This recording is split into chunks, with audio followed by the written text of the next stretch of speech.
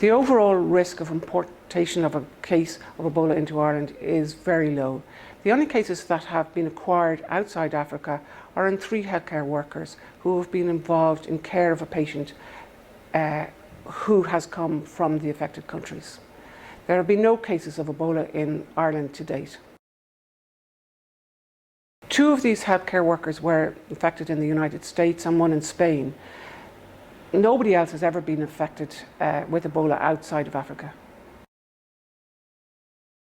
The risk of anybody in Ireland coming into contact with somebody with Ebola is very low. However, Ireland is prepared should we get a case. Extensive information has been provided to GPs and hospitals.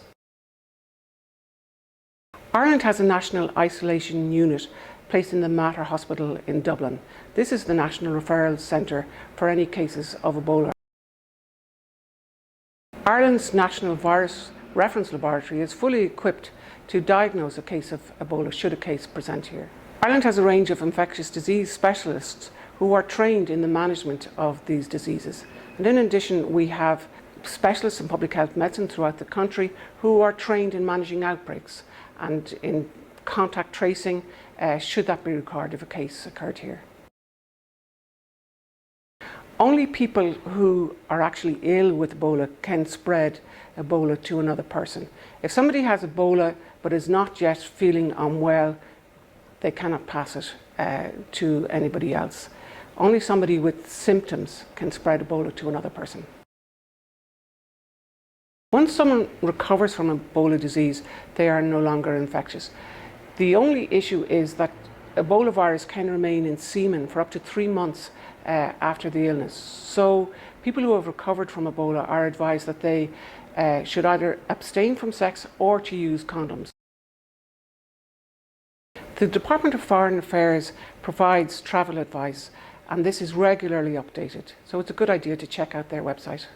Currently, the Department of Foreign Affairs is advising against all non-essential travel to the affected area.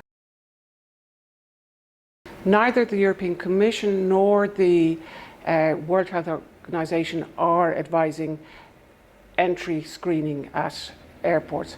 Rather, they are advising screening when people are leaving the affected countries. There are a small number of countries who have implemented screening in Europe, but these are countries who have historical ties to the affected countries or who have direct flights from the affected countries. It's advisable to seek help straight away. You should telephone your GP, tell him where you have travelled and what your symptoms are, and your GP will then advise you as to what is the best course of action. If appropriate, he will refer you then into hospital for further investigations.